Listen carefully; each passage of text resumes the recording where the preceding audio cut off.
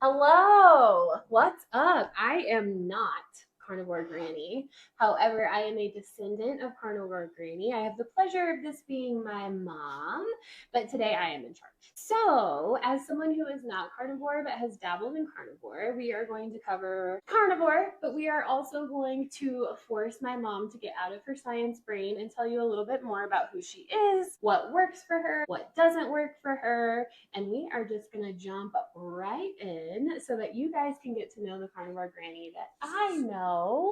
And we're going to start with some questions that have nothing to do with carnivore, just so you guys can get to know my lovely mom, just like I do. The first chunk of these questions are what I'm calling rapid fire. She has not seen these questions. I'm going to totally blindside her, and we are going to ask all things personal, and then we will shift into carnivore specific questions. What have I gotten myself into? You should have known.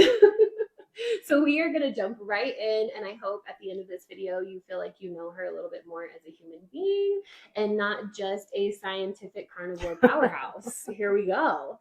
So we're going to start. I told her for these first rapid fire questions that she cannot think too hard on them. It's got to be like her knee-jerk reaction. And I would love to know in the comments if you agree with her answers, disagree with her answers, have additional questions. Let us know. We're here for it. Are you ready? As ready as I can be, Briana. Yes, I'm so excited. If you see me looking at my phone, I have all of my questions here so that I don't miss out on any of the juicy stuff that you want to know. So we're going to get started. I, however, have not seen any of these questions, so I'm doing my best. We're going for it. We are going for it. Thanks for being with us today. Let's get started. Are we ready? Ready. All right, first question. If you were to come up with your own name, what would it be? Oh. Stumped on the first question. I think if I had to come up with my own name, it would probably be Kay, after my mother. Oh, I love that. Okay. So far, so good. Next question. Dogs or cats? Without thinking. Dogs. Ah. Okay. What is your secret talent? Do I have a secret talent? I'm sure you do. My secret talent might be reading tarot cards. Yes. I can't say that I'm an expert, but I am intuitive, and I do really enjoy doing that. So that is another section of niche that Carnivore Granny is, I'd say, an expert in. If you have questions about tarot or crystals, she's your girl. All right, next one. Cardio or weights? Weights. Okay, one item, that you cannot live without. It could be anything. Can it be as vague as protein? Of course, that's what you said. Carnivore Granny in character here, protein. Okay. My kid, yeah, that goes protein. Without saying. PD, Briana, but if I was alone on a desert island, I would really need protein. I cannot believe she said PD first. He's a dog. He's a dog. But you guys know Carnivore PD too. Yes. You know Carnivore PD too. PD the carnivore. Okay. Netflix or Hulu? Netflix. Okay. One thing that you've done that you will never do again. Once was enough for you. Get married. Fair enough. Okay. Winter or summer? Oh, goodness. Winter. Okay. Last movie you watched? Does that series Last Night on Netflix count? No, it's a documentary. We are a documentary household. I do watch the same movies on repeat, so probably Practical Magic. Yep. Okay, song. Say it. Say it. I can't. I've been listening to it lifting weights, and it's probably not appropriate here, but it is a Black Eyed Peas song, and she may or may not refer to her hump. Also, Carnivore Granny loves her some Pussycat Dolls. So if you are a fan, that's what she works out to. Got a good beat for, lifting. Okay, this one's going to be tricky, and this one is carnivore related. Carnivore must have, but you can only pick one. One carnivore must have. Carnivore must have a plan. Oh, Oh, okay. If you don't plan, you're probably going to fall off. I'm sure everybody's heard the saying, fail to plan is planning to fail. But in carnivore, that's really true. You do need to keep things in your fridge that are handy and, you know, all those kind of things that we'll probably get into. Yeah, I love that. Okay, favorite holiday? My favorite holiday is probably New Year's Day. It's when everything is kind of cold and dark outside, but you're thinking about ways to improve and what this next year is going to bring. So, very thought provoking holiday for me. I love that. That's a good answer. Okay. So far, so good. Top 3 most used emojis. The kissy face emoji. Every text she gets from me has that on it. I also use the weightlifting emoji. I also use, gosh, they're all workout emojis. The runner girl emoji and just a heart. Well, that was 4, wasn't it? You gotta cut one out. Okay, I'm cutting out the runner girl and putting in the heart. Okay, something that made you smile today. Princey in his basket, and I'll put that picture up here for you to see. I love that. That's so cute. Okay, so those were my rapid fire questions that I feel like give us a general idea. The one thing I did not ask you that I feel like should be known is that my mom is a September Virgo. Take that information how you will. And I think that that leads you to being an excellent planner and mapping out all of the things, her scientific brain behind carnivore. Carnivore Granny is not the type to like do things without knowing why. So her scientific videos are extremely helpful because she has done the research and knows her stuff. So I didn't even pay her to say that. So I do want to shift into more of your health-based questions. They're not specific to carnivore. Okay. However, I think everything kind of ties back.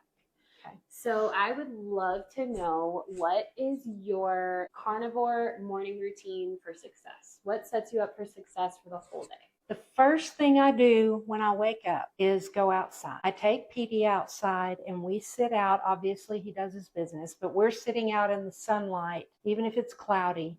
We're sitting out there for several minutes, 10 to 15 minutes, to get that morning sun, reset your circadian rhythm, all of that good stuff. But on my way out the door, I make my electrolytes. I put electrolytes in here. I put creatine in here.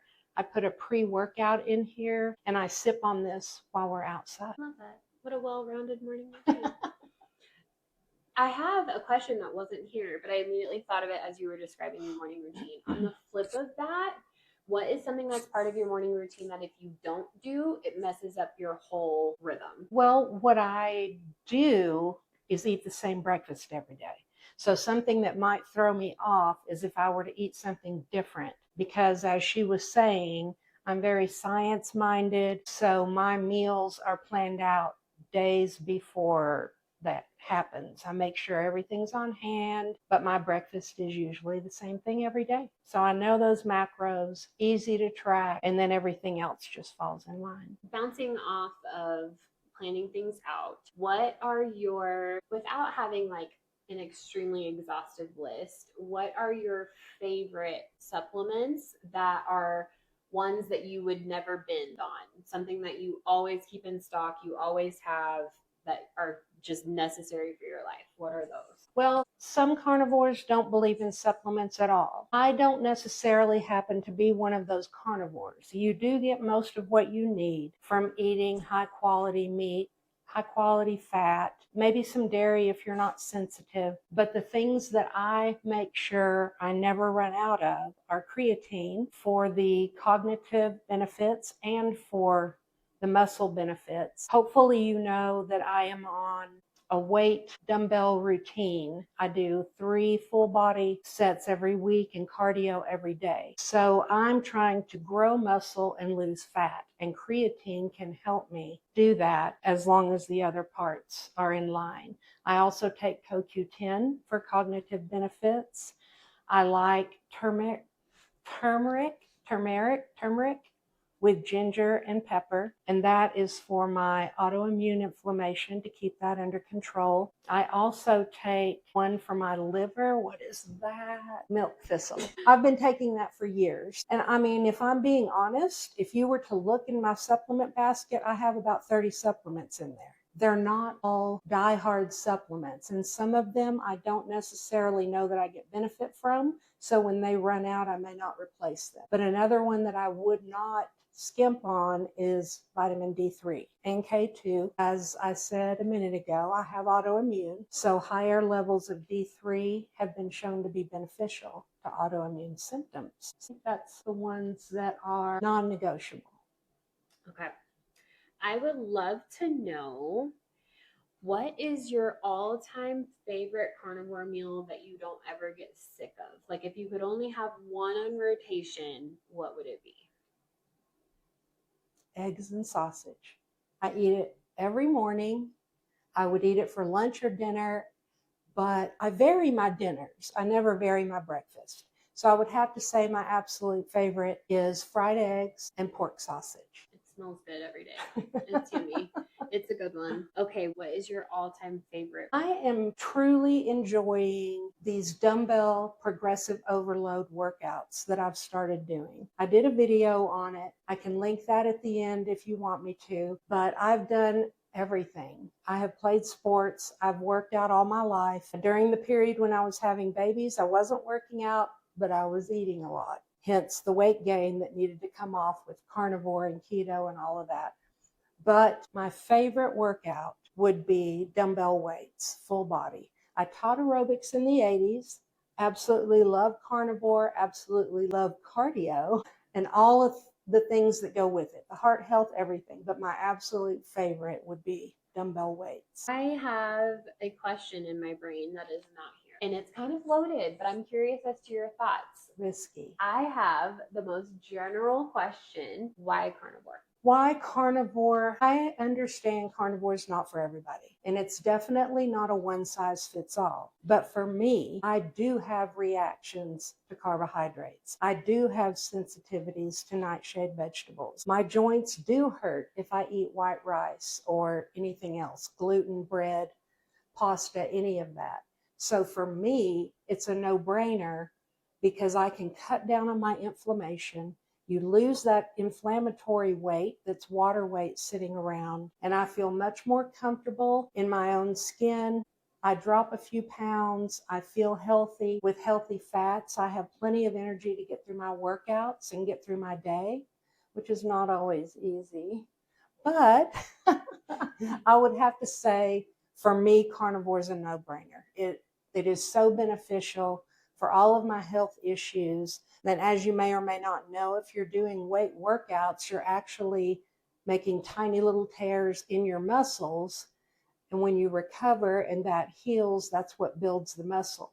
Well, those tiny tears cause inflammation. So if you've already got autoimmune and you've got higher inflammation, that doesn't help. So anything I can do to combat that inflammation, whether it be a few specially chosen supplements or staying away from all of the irritants, anything that'll help me cut down on inflammation is what I need to do for my health. And carnivore helps me do that. Can you talk a little bit more out there for the people that do have autoimmune disorders, whether that be lupus or something otherwise, and how you feel like carnivore has helped alleviate some of those symptoms?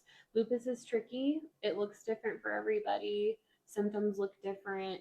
How has carnivore specifically helped you manage your lupus? For me, I have discoid lupus, which means it primarily affects my skin. You may have seen some of the pictures I've posted over several different videos about the rash on the backs of my legs. Sometimes it also shows up on my lower back. I don't go out in the sun very much, but I do morning light, but I don't sit there and bake in the sun every day like I used to when I was younger. But carnivore is the most nutrient dense, least inflammatory diet on the planet. But like I said, it's not for everybody. Not everybody needs to go carnivore.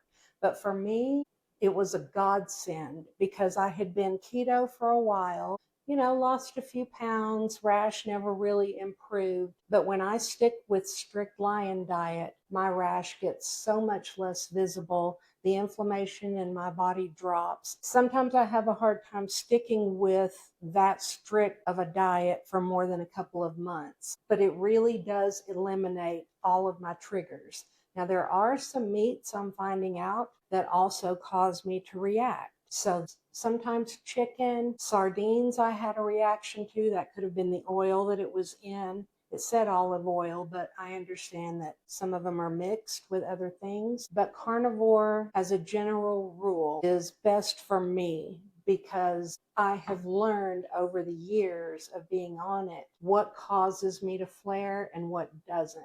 And I'm honestly quite surprised through this workout series for 6 weeks, and my lupus has not gotten worse. I don't feel badly working out as hard as I do. So did I answer your question, sweetheart? Yeah, I would say so. And it actually kind of leads me into my next question. Shifting from carnivore's benefits to autoimmune, I'm thinking specifically for weight loss. I would love to know what your weight loss journey has looked like, because you didn't just jump into carnivore, you eventually got there through trials and tribulations. And I think for everyone out here who's ever tried to lose weight, I think that everybody has to go through their process of what works. So can you talk a little bit about how you got here? Where did you start? What worked? What didn't work? Well, about 15 or 16 years ago, I started getting rashes on my body. I was a mailman. I was out in the sun 5 to 6 hours a day, and I started getting rashes on my arms and legs. I was also going through something very upsetting and traumatizing in my personal life. So you put all that together,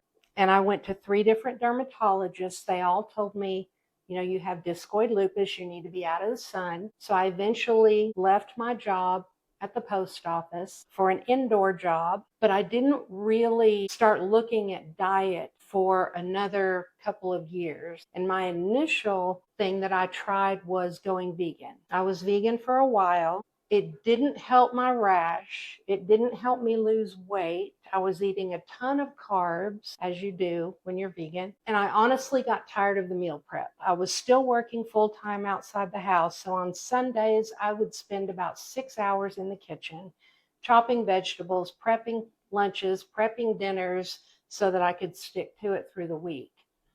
And I started looking at the ketogenic diet. I did want to try it. I had no idea the benefits that I was going to receive. I wasn't necessarily looking at it from an autoimmune perspective, because if I'm being completely honest, I wasn't focused on that for a long time. I wasn't necessarily denying that I had autoimmune, but I wasn't trying to seek out help because the doctors I had gone to wanted to put me on steroids. One even told me my lupus was affecting my heart, put me on a heavy duty heart medication. I was in bed 23 hours a day. It was just a nightmare.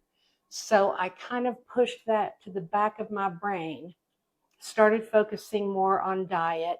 Really didn't feel like exercising a whole lot just yet. But the longer I stayed on keto, the more I started hearing about carnivore. And then we had our blood tested. Her and I both did. And I had it done years before that as well. And when it came back, I remember looking at my doctor and just crying, being like, okay, what am I supposed to eat? Because I had sensitivities to everything: dairy, coffee, chocolate, tuna fish, sugar, alcohol, everything. Yeah. So trying to cut those out was very overwhelming. That was also a years long process. But it's like the more I did, the more I wanted to try. So I did start running again. I would get up very early, about 3:30 in the morning, and run a 5K before I went to work that day. And the way I was eating wasn't necessarily conducive to getting rid of autoimmune. I would eat carnivore, keto sometimes, but then I'd also go to Taco Bueno sometimes. So it's been a very long process for me to get strict carnivore to understand the association with trauma and autoimmune and food you eat and diet and exercise. It's a whole thing. To me, carnivore is not just what's on my plate. It is an entire lifestyle. It's the morning light. It's the electrolytes. It's the healthy fat. Dairy I can now tolerate, which I couldn't several years ago. So I do have some high protein Greek yogurt mixed with protein. It's completely different now, but it was many years in the making. I got really serious about it these last few years, and I have been trial and erroring different things to see what will break me out. The rash on the backs of my legs. So I've learned a lot just trying different things, but I honestly don't feel good when I don't eat this way. So then I kind of feel like I'm wasting that whole next day. If I eat gluten or if I eat something I'm sensitive to, I feel like I have the flu. I'm down and out for at least a day, and I got tired of wasting those days. Now it's not that often that I really eat a lot of things I'm not supposed to have. I may eat a vegetable or two now and then, but it's not as difficult as it used to be. It's been a process, and hopefully I'm in the groove of it now. Would you say that the carnivore diet is something that is all or nothing? Can you still reap benefits from carnivore if it's not 100%? Is this something that people can dabble in, or say like Mondays and Wednesdays I'm going to follow carnivore and have more freedom on the other days? Like, what are your thoughts on that? It depends on what your goals are. Carnivore is definitely not, I don't believe, all or nothing. There's a lot of carnivore creators that would disagree with me, but some people can't afford grass-fed, grass-finished beef, pasteurized organic eggs, raw dairy shipped in from a state that sells it, those kind of things. And I tell those people, you are still better off eating crispy chicken thighs, all beef hot dogs, 80/20 normal ground beef from the grocery store. All of that is leaps and bounds above the standard American diet. So in my mind, anything you're willing to do is helpful. If you're willing to cut out gluten, cut out added sugar, it's a process. You don't have to do it all on day one. In fact, I wouldn't even necessarily recommend that you do, because I did that and it was 2 months of an adjustment period of really not feeling well at all. So anything that you can do that would be better than the standard American diet, which has been proven to cause inflammation, proven to be addictive, proven to have your blood sugar doing this all day long. So you eat and then it crashes and you want to eat again in 2 hours, and it goes up and then it crashes and you want to eat again in 2 hours. It's not like that when you're eating meat. Now, a lot of people tolerate vegetables, so their diet is more ketogenic. Perfectly fine for them. That is still so much better than a standard American diet. And there's nothing wrong with that if you're not sensitive to it. So I absolutely don't think it's an all or nothing diet. I think it's a spectrum, like most things in our life, wherever you fall on what you're willing to do, what your goals are, and your why. Your why is really important. I love that. Thanks. I'm not a carnivore. But you are ketogenic most of the time. Yeah. Because when I talk about making carnivore recipes and sneaking them in on my family, that's who I'm talking about. That's me. I feel like it's worth noting too. I'm glad that you mentioned that it depends on your goals. I think a lot of your motivation was to supplement and help heal some of your lupus symptoms. Mm-hmm. Whereas, like for me, I was hoping to follow something that made a little more sense weight loss wise. And I'm not an all or nothing person at all. That does not work for me. I have tried that and it's just really not sustainable for me. So I will say, like, coming from somebody that dabbles in it, weight loss is still possible. All of these things that Carnivore Grannie has achieved can be achieved too without going super hard all day, every day. Obviously, consistency helps in everything. However, I would say it's still worth trying if it's something that you're toying with. I feel like together we have both lost a lot of weight incorporating these different meals. How much weight have you lost? I have lost about 85 pounds, and I am not a September Virgo. So I do not have all of this planned out. However, I will say the carnivore meals do take that thought process out of it. So, if for nothing else, carnivore is like an easy, quick, filling, nutritional way to go. So, and it's the star of the meal. You know, if she wants to add a salad in with her chicken or a baked potato with her meatloaf, no problem, because the meatloaf is going to be a carnivore version. The chicken's going to be a carnivore version. I tend to season mostly with butter and salt, and you would be surprised how delicious only those two seasonings can be. I have to say too, throwing it back to some of your recipe videos. If you take one piece of advice from this video, go make that roast chicken. It is so good. It's been my favorite meal for years and years. It is perfection every single time. And if you're cooking for people in your household that aren't carnivore, it doesn't necessarily mean you have to make 2 dinners every night or 2 lunches every day. I might do a roast chicken. I eat the chicken, but I have carrots and potatoes around the chicken, and they eat that. So they're still getting the benefits of a very meat-heavy based diet, but they can add in things that they're not sensitive to, and it's not a problem. Good stuff. Okay, you talked about how long this journey has been.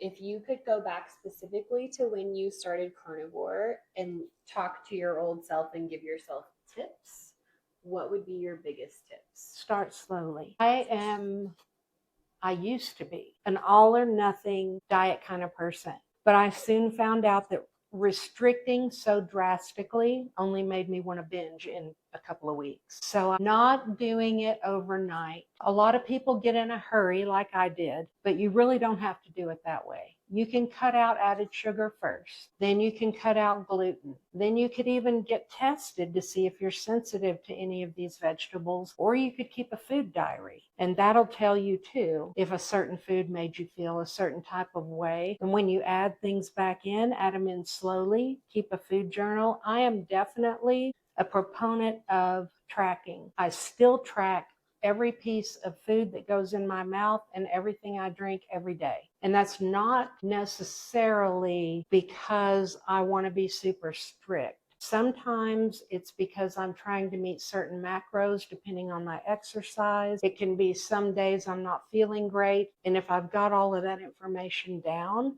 I'm able to make an educated decision on where I should go from there. So I believe you should track and you should start slowly. Okay, so top 2 tips: track and start slowly. Okay, I saved the last question as the most controversial question. Oh no. I need your straightforward honesty. We've spent a lot of time talking about the benefits of carnivore, how it's helped you, how it's helped me. I'm ready to hear about some of the maybe not so great symptoms of carnivore so that nobody is shocked by them if they happen to you. You already know what I'm going to say. Disaster pants. Disaster pants is a real thing in carnivore. And I can't tell you how often we go out to spend the day shopping, skipping around stores, that kind of thing. And everywhere I go, I have to go to the bathroom. So disaster pants is a real thing. Be careful of that. Don't be too far away from the restroom for the first few months that you start. And hydration. I still drink Element 2 to 3 times a day. I know a lot of people don't like it because it's so salty. It's been in the news for different reasons. But if I drink other electrolytes as a majority, I do get leg cramps. If I stick with Element, which is saltier, so you could argue just sprinkle salt in your water, and yes, you could, but the flavor of Element also cuts down on my cravings. So if I keep drinking it, it helps the salt in my body so I don't get cramps, and it does help with cravings too. Okay, so if you start carnivore, you may get disaster pants, you may get leg cramps, you may feel a little dehydrated. Is there anything else that's notable that perhaps you wish you would have known going into it? Becoming fat adapted is a process, and it's not an overnight process. It's not even a week or two process in my experience. Your body, however old you are, has probably been using carbohydrates for energy most, if not all, of your life. Now, all of a sudden, you're starting a diet where you're cutting out most, if not all, carbs. So your body has to learn to tap into your fat resources, whether that be dietary fat or the fat on your body, for energy. And that's a process that takes time. I didn't realize it was going to be such a long process, but for me, again, it was 2 months. It's not for everybody, but you need to go into it knowing that this may be quite a commitment until you're comfortable and in the groove of eating that way, your body using the fat as energy. Your liver has to keep up too. Your liver's not used to processing all of that fat so you can digest it, which is where the disaster pants come from, because your body's not using the fat in your diet, so it's going through you. As your liver catches up and you start using the fat for energy, that's where your body composition can change, which is why I'm doing weights, because at my age, I'm 62, muscle loss is a concern. So not only do I want to lose some fat off my body, I want to build some muscle so that I'm not ever frail or dependent on other people for doing day-to-day tasks. Now that's a little tricky, because to lose fat, you want to be in a deficit. To gain muscle, you usually want to be maintaining your calories. So to do both, you need to be in a slight deficit. Like my total daily energy expenditure, TDEE, which you may have heard about, is your normal calories it takes your body to run. And that's different for people. We are all on different activity levels. But if you figure that out, and then you deduct about 250 calories, that would be considered a slight deficit. So that is not enough of a deficit for your body to tap into your muscle, but it is enough of a deficit to use the fat on your body. And you can change your fat percentage to go down and your lean muscle to increase. Just since I've been doing this 6 weeks dumbbell workout, I've lost 1.5% of body fat and gained about 0.5% in lean muscle. So it can be done, but it takes some paying attention to what you're doing. And again, your why. If that's not something you're interested in, if you're 30 and you're not worried about muscle, that's not going to be your concern. But for all of us over 50, over 60 lifters that are trying to change our body composition, that's a great way to do it. There you have it. There's all Carnivore Granny's secrets. That's all I got for you. So I hope you enjoyed meeting my daughter. She's my best friend. We spend tons of time together. She knows all about these idiosyncrasies in carnivore. Glad you got to meet her. You're well acquainted with Petey the Carnivore by now. He's made appearances in several videos. I like doing this personal type, sit down, casual talk, because it's not something I usually do. But now I feel like we can get to know each other a little better. So stay healthy, eat your meat, and I'll see you in the next one.